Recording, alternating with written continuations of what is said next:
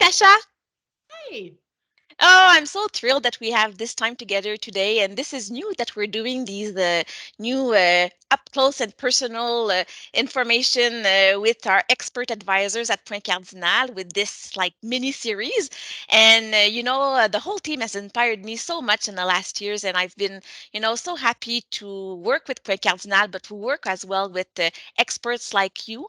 And I guess that the talent of all our people in the team really makes us. A great company to work with, and it gives us experience that we're able to share with our clients on governance, on strategy, on ESG and innovation. And so today I have the great pleasure in introducing you as our expert advisor. So you're Dr. Tasha Richard. And Tasha joins us about a year ago now, and you're located in Halifax, Nova Scotia, a city that I've had the pleasure to visit and even to see you there when I was in Nova Scotia. So, Tasha, let's start this conversation and talk to me a little bit more about your background and who you are and what passions you. And so, yeah, so let's just start this conversation.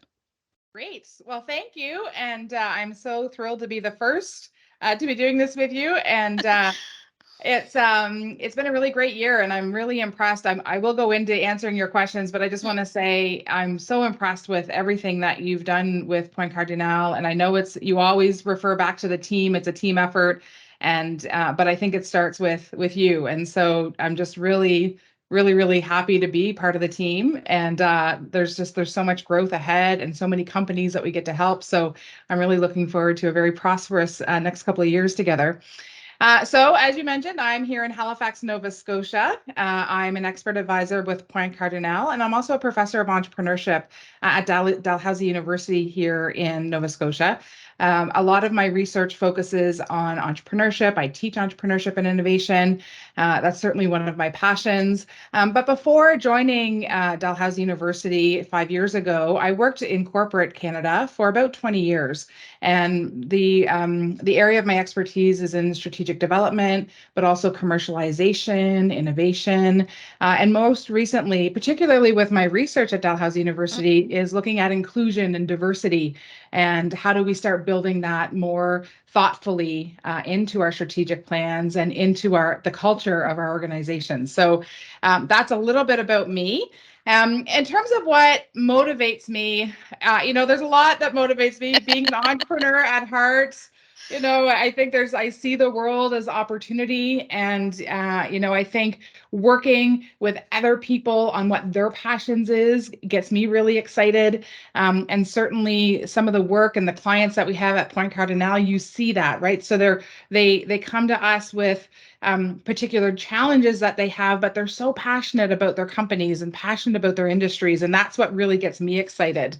I also really care a lot about food sustainability. And so that's another area that in the last, I would say, 5 to 10 years or so, I've spent a lot of time looking at sustainability in the food sector, looking at inclusive food innovation systems, and what does that look like. And I'm going to I think in a future conversation we're going to talk a little bit more about that, and so I'll save that for the next conversation.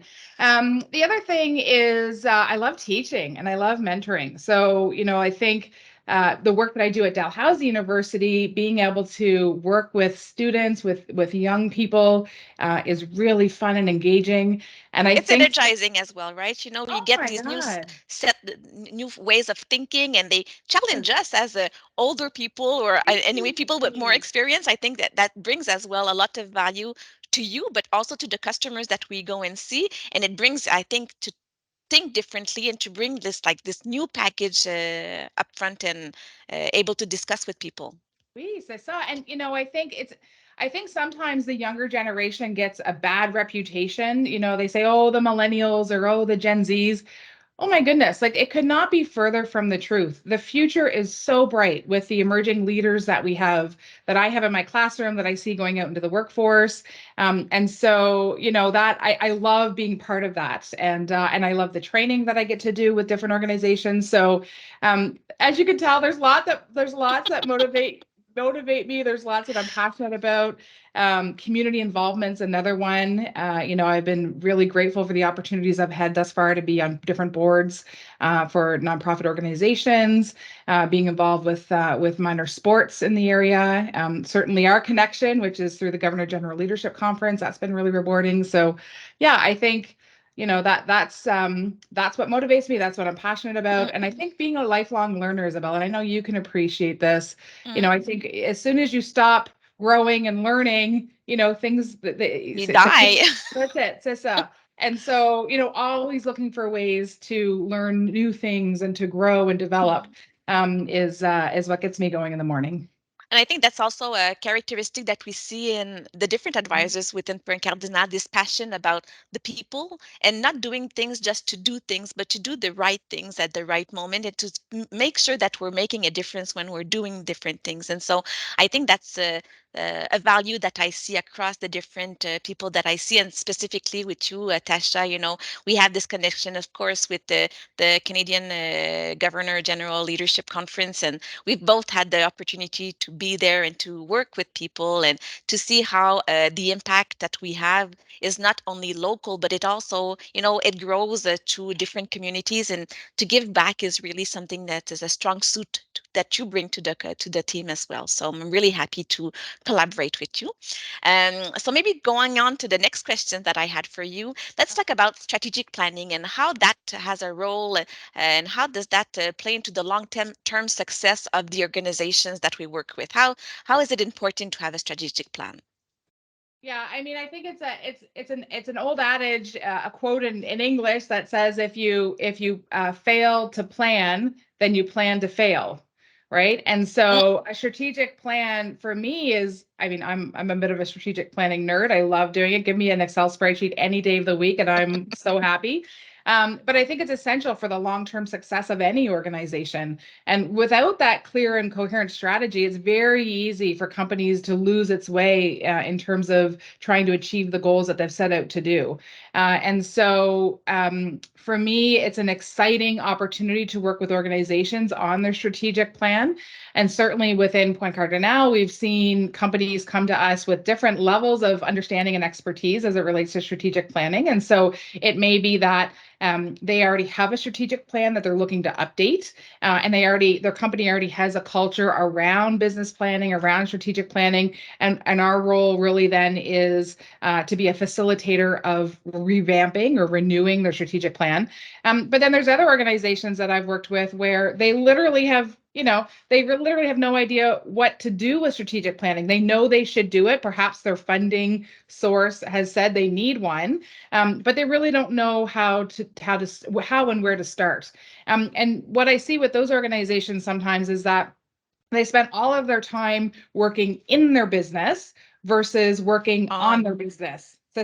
And so, I think what I love being able to do is, and have the privilege of doing, is being able to go in and say, okay, let's take the time. We're going to go up 30,000 feet. We're going to look at where you want to go. What's your ultimate goal in the next 3 to 5 years? Mm, Okay, and let's create a roadmap for that.